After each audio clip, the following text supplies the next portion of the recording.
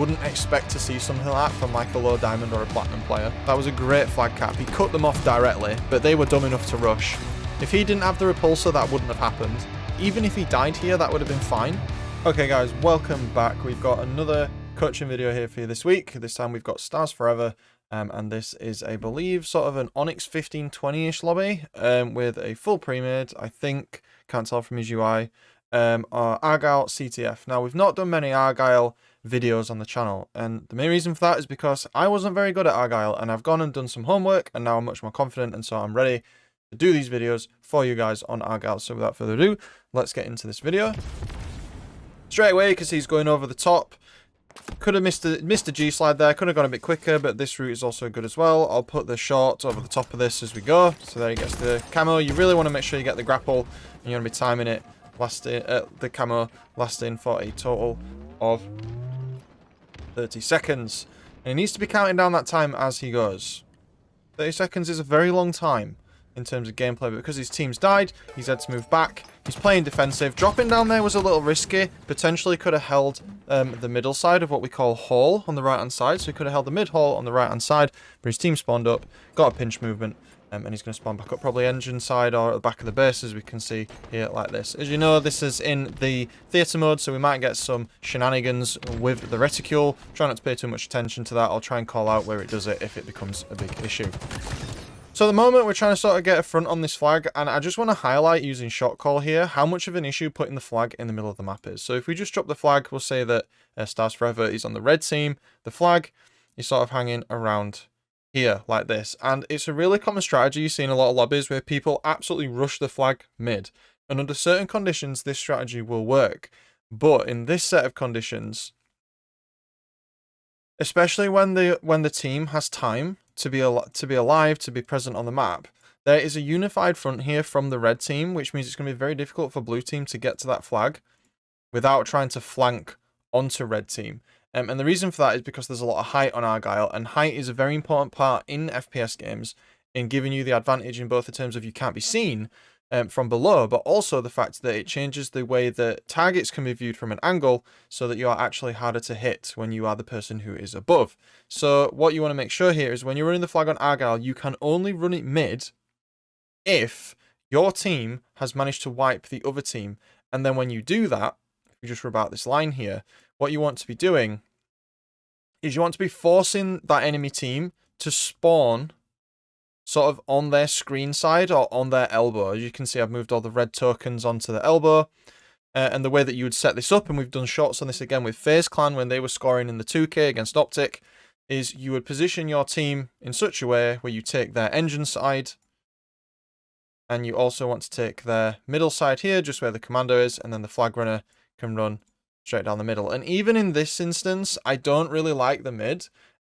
Optic do run mid sometimes, and they tend to get Lucid to use the grapple when they do it, but mid is just really risky. A much safer route is to take it either through the elbow, which can take a long time, or you can cut up and there's a little hopping spot up at the bottom of the base there. So that's just a little bit of input I have on Argyle and running the flag. Mid is just a death trap. Highly do not recommend. If you have camo, then it's worth the attempt. But even then, if you didn't know, you can ping where the camo player is, and it will tell them that the camo is there, but you just won't be able to see them. So when next time someone gets camo on the flag, spam ping mid, and it will tell you where the camo is if you ping over them, but not exactly. And there's the flag return from there. So mid, I liked how they took it to coils. That was a good move, but they shouldn't have took it mid. Not really. There wasn't enough of the enemy team dead. It was a bit of a desperate grab. And we see a lot of desperate grabs at all ranks. You just got to be careful. I think that was an assassination. Didn't actually show up. So we're going for a flag pull here. Again, this is kind of a desperate flag pull, but in a coordinated group, it is possible to bait and pull the flag. You can see at this point that it's 2 versus 4, so he's going to hold back. You want to make sure that you control elbow when snipers coming up. If you lose both snipers, it's a bad time. You need to make sure you're prioritizing sniper and camo on this map before you go for the flag. It is so core to success.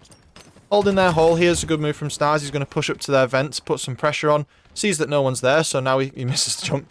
And then he goes up to try and get that camo. He's behind the enemy player who's just picked it up. Gets the trade for Boomer Dog. So now the camo is down and out of the match, which is really good. Really nice and quick flank route there. use the opportunity to jump up. And Argyle is all about verticality. You want to make sure that when you're playing Argyle, you know what's above you and what's below you. And that sounds really obvious, but it makes such a big difference to how you play the map and where you stand.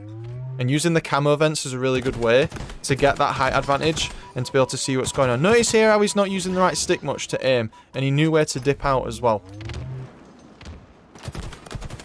And the fight in the camo vent, both teams fighting for the height advantage here. Unfortunate grenade. Almost killing himself. Other player's gone. Knows he's there somewhere. Bomber Dog's there as well. Tries to get some fire in, but the platform just in the way. Not a bad idea. 2 players in here is not great, though. You want to leave if he's got the sniper and he really wants to stand up there, you want to leave. Okay, he's left. Fine.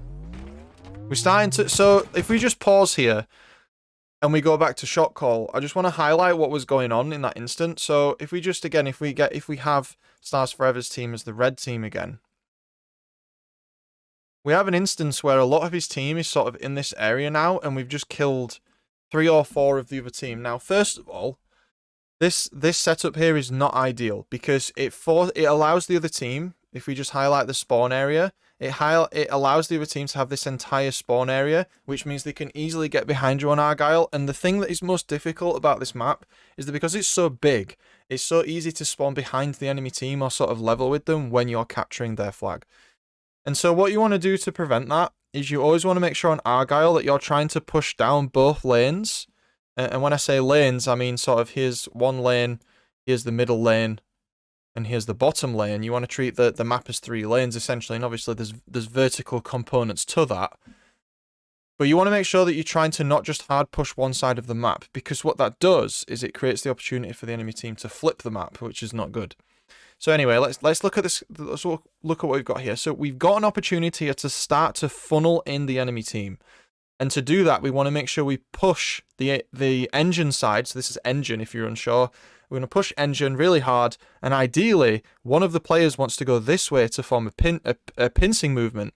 And what that will do is it will actually reduce the spawning area for the enemy team to sort of this area. At which point we can try and fight them again. And get a team wipe and then move forward. So this will be the first movement. And then after we've got the first movement and we're allowed to move again, we would have a setup that looks a bit more like this. At which point, where we're stood, would more than likely force the enemy team... Whoops. Would more than likely force the enemy team to spawn in this area here. And that's the perfect scenario what you want on Argyle. You want to force them to try and spawn in their elbow. The back base spawn can be dealt with, but it can be annoying. So you have to be careful.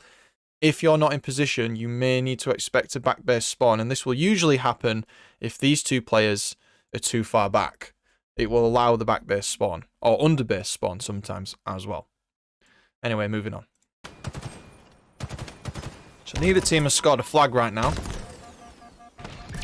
I like how you play in the corner using the repulsor. You almost blew yourself off the end there, but it was nice. You're not making yourself an easy target. Crosshair placement could have been a little bit higher on the sniper there. We'll try and highlight these things. Let's see if he runs mid. Notice how he's not run mid. He did not run the flag mid. And it's because he knows that he shouldn't do it. There's too many of the enemy team alive. Look where the green team is now. They've not had the opportunity to collapse yet. I like this confidence in your sniper. Laying low. And it was important that he didn't take that shot. He's not revealed his position. The enemy team has no idea that he's behind them yet. And he's waiting till the perfect moment.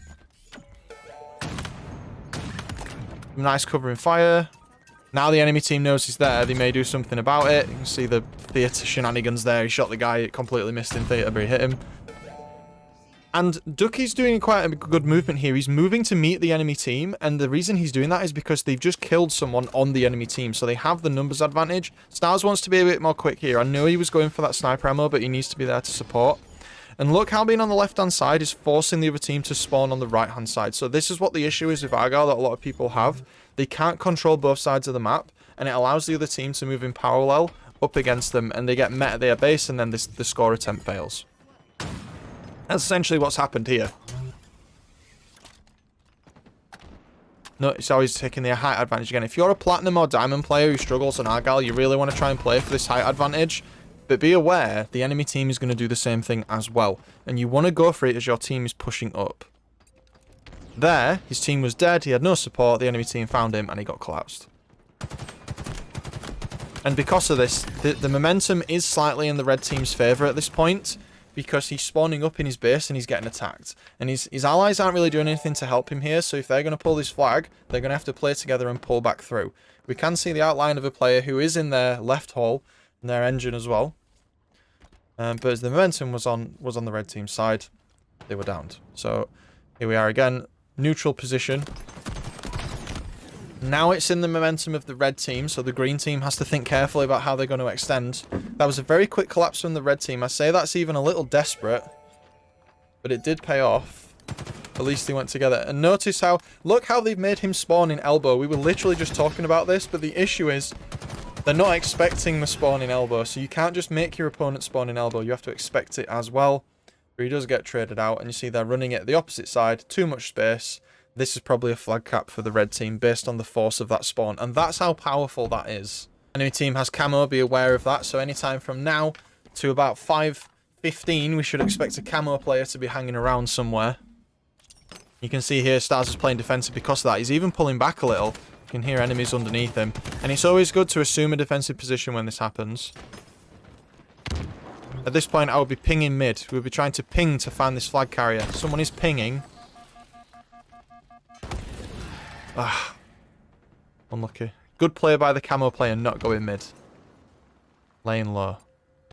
There's going to be a second flag cap. And this is the red team using their momentum to keep on the pressure.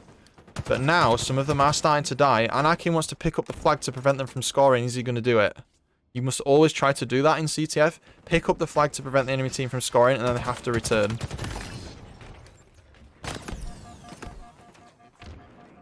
I was about to say running out to that flag was very risky because they had a player who was still unknown. Go behind here. You want to loop around. See, going this angle here doesn't give his team anything. He should have gone behind the base there. That was a rush for the flag. Don't do that. That was a big example of desperate play for the flag. Slay first. We say it on the channel all the goddamn time. Slay first. They did manage to get the flag cap. Anyway. See if we can turn this into a reverse cap because we're all on their side of the map. He's getting chased. This is probably gone. Throw the flag and drop down. Brilliant play. Very good. And that's knowing when to play your life and knowing when to retreat is good. And what he just did there, that was excellent. I actually want to go back and watch that again. So notice here, he knows he's a dead man at this point. If he tries to run the flag, he's a dead man. There's someone on the engine walkway that's going to follow him. So now he has two choices. He can either run this way and risk being shot from this direction, or he can repulse the flag over to the door and then drop down to safety himself, knowing that he won't be shot from that direction. And this was a really good play. If you didn't know that you can repulse the flag, here you go. You can. It works on the oddball as well, and on weapons that are on the ground and on grenades. And it's just a really nice sort of thing you can pull out when you want to move the flag, but you don't want to risk carrying it. The one thing you do have to be careful, though, is sometimes if you try to be sneaky and bait an enemy, the flag will move from being repulsed even if it's on the ground. So don't accidentally repulse the flag off the map. So this was a really, really good play. You wouldn't expect to see something like that from like a low diamond or a platinum player.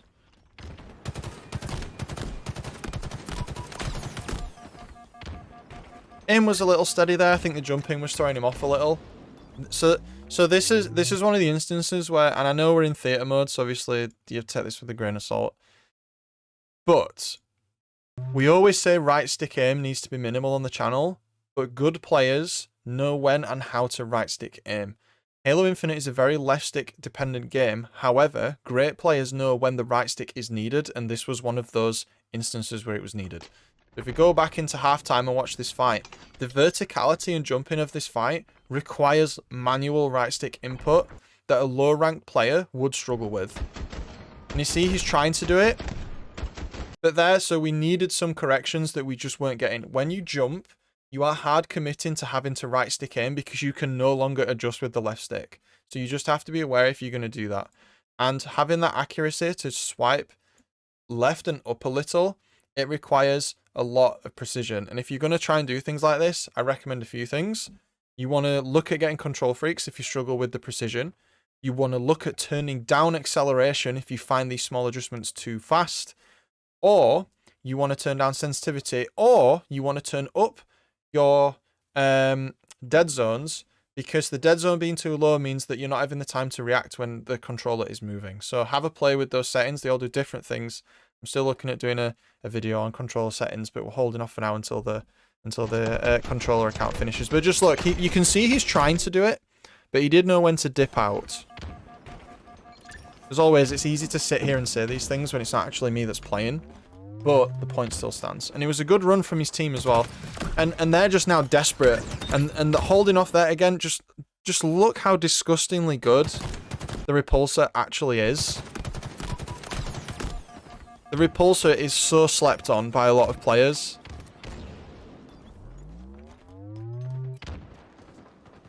I mean, first of all, these guys just sprint around a corner blind, knowing that he was there anyway, so that was pretty dumb. But then he has the repulsor as well, and he just returns to sender that grenade, knocks them into the corner, and it's just flat out GG. So they made a big mistake, but he capitalized on it. If he didn't have the repulsor, that wouldn't have happened. That was a great flag cap. He cut them off directly, but they were dumb enough to rush. And here, denying the camo as well is a strong play. Look how he's playing his life again. He's trying to run away. Even if he died here, that would have been fine, because he denied the camo to the other team. And look how he's not necessarily looking for a fight here. He could be looking. He could be looking. So if you're in this scenario where you have the camo here and you're coming up, one of the criticisms I do have, and it's a small one, is if he's looking this way, like he has camo, so it's very unlikely he's going to be seen. He should be looking for information and looking this way while strafing this way.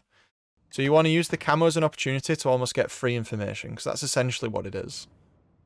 So here, look, like you should be looking this way as you do this, and you should be strafing that way, so you can get the most out of what you've got. And you do look, and you don't take the shot and you ping. So again, low ranked players would not do that. Ping, ping. So he's pinged that he's there. Boomer Dog now knows that he's there. Takes the flag. You might want to watch your camo time, though. And he's playing his life out a little here. Probably wouldn't have took that. That was a little risky, but you got it all the same. Camo's now out. We're all on one side again. One of the things I'm noticing about this team is they like to all play engine side all the time. We don't really have a lot of map pressure sort of as a front. And I'll go into shotcall again, show you what I mean by that. So what we mean by having a front on the map is, we've talked about this on maps like Aquarius as well, is if you're trying to take the flag, if your team's like this, if our team's in this area here, then we're not forming a very effective front against the enemy team. Because essentially what this means is they have free reign to sort of go down here, go down here. They could even challenge up here if they're on the bottom, or they could challenge sort of up here or up here. So we're not really forming much of a front. And also it gives them free access to the back to get to our flag as well. When you want to make an effective front, as we've said before, you want to imagine that you draw a line on the map, and you want to have it so the enemy team directly has to run through that line to get to the flag. So if an ideal place for this line to be, and we've said this already in the video today, is you want the line to be somewhere like here maybe, something like that. And you want to position people here, here, and sort of here, with the flag carrier on the base like this, and then it forces the enemy team, as we've said, to spawn down here. And then look, if they want to get to your base, look, there is nowhere on this map they can go. Blue pen, please. There's nowhere on this map they can go without crossing your front. So they have to engage, and they have to fight, and they have to win to be able to take the flag from you. So it's just the idea of the fronts on CTF, and it's really important that you use spawn control and fronts to help you score the flag. So 2-1. So we're down a flag, but we are running one. Running a flag through their engine. Notice how we got them all to spawn at elbow again. Look at the win condition on Argyle. If you're losing, look how many times in this game a team has spawned at elbow, been flanked, and it's caused the other team to score. It has literally happened every single time. Bit of the BM there. I kind of missed that because I was on my soapbox. What happened?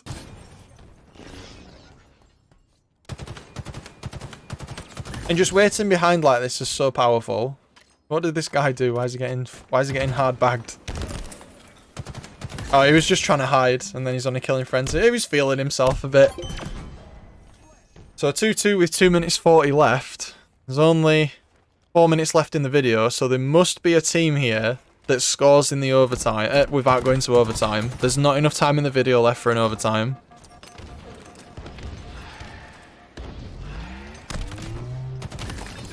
Fighting over the top again. Camo's coming up in 20. BMing a little bit, dude. Trying to tilt them. Mental warfare. Yeah, they're just... Ooh. They're just throwing themselves at you, man. Okay. Look how he's not being desperate for the flag. He's trying to get an advantage first. He wants to back off. Enemy team's trying to be sneaky and take their flag. Good idea to fall back and defend. It was a very hot zone there. You were going to get pinched if you stayed in there too long. So I liked the decision to retreat there. And again, we keep saying it. This is how we're watching High Diamond and Onyx gameplay, because we know when to cut our losses. We know when to leave. You don't have to fight every fight to the death, and you shouldn't. Laying low again. Pacing. Stars is a player who clearly knows when to play fast and when to play slow. He doesn't get it right every time, but many players don't. Most players don't. But he has that variance in pace that a lot of low-ranked players don't have. And he's BMing a little. So if you're Platinum, or you're trying to break into Diamond, you want to look at how he's using pacing, and he's not always playing at the same speed. Okay, now we killed someone. Now we've got an advantage. We've got the sniper. Their sniper's up. We're going to return our flag. He wants to push up. This is going to cause them to spawn on engine side, but that's fine. Because what we said about elbow applies if you just flip it around. This is strange. Where are you looking? There must have been quite a laggy game, this. That was miles off. For those of you that don't know, theatre mode, when you have lag, it puts your crosshair where you were aiming, but the theatre actually puts the Spartans where the server thinks they are. So that's why a few times we've seen shots that have missed, but then they do damage. It's because on Stars' screen, because of the desync, that player was actually stood in that location, so the server did damage. Even though they're not. It's desync. They have to have things in the netcode to accommodate for latency, and I'm sure you all know how notorious Halo Infinite is for that. Not much time left here.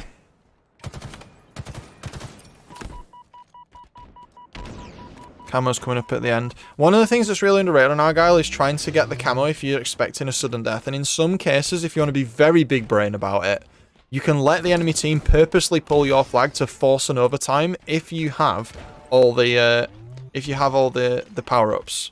And you can reverse them. So here we are. We pulled their flag. It's on the ground. Fighting over the high ground again. Camo's coming up soon. This is a huge secure for us, and it's basically what I was just saying, except we pulled theirs.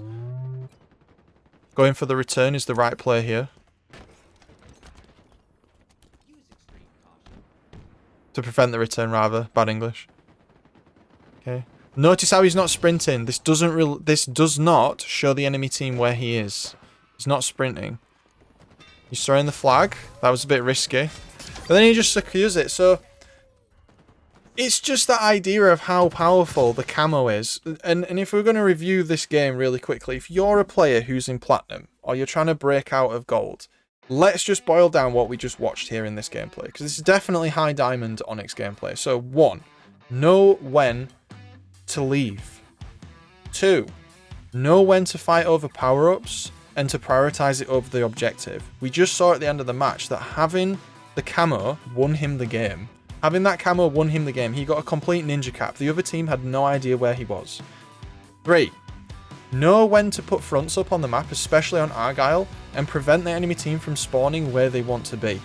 Every time in this game, except the last time that we got this flag cap here because of camo, the enemy team was forced to spawn in a corner. In this case, it was the elbow, and in every single instance that happened, the other team scored. All 4 of them. All 4 of the instances that did not involve camo were due to a elbow spawn from the team that lost their flag. Every single time.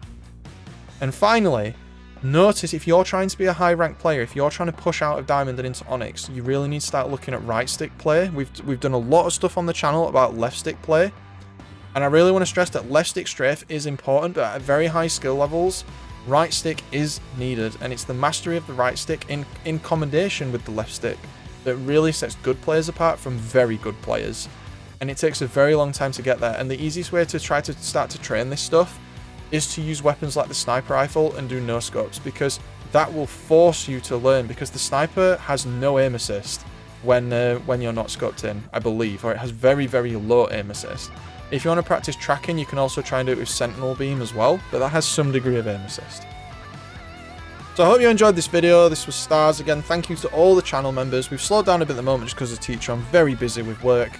I am aiming to have the background different next week. I am indeed moving back home, which is always a nice thing. But again, we always stream on Wednesdays. We have videos on Fridays, and then the stream video goes up on Monday. And again, thank you to all the channel members. But for now, this has been Vanadam. I hope you enjoyed the video. Plenty more to come. Looking forward to any submissions that we get in the future. But I'll see you in the next one. So see you later, guys.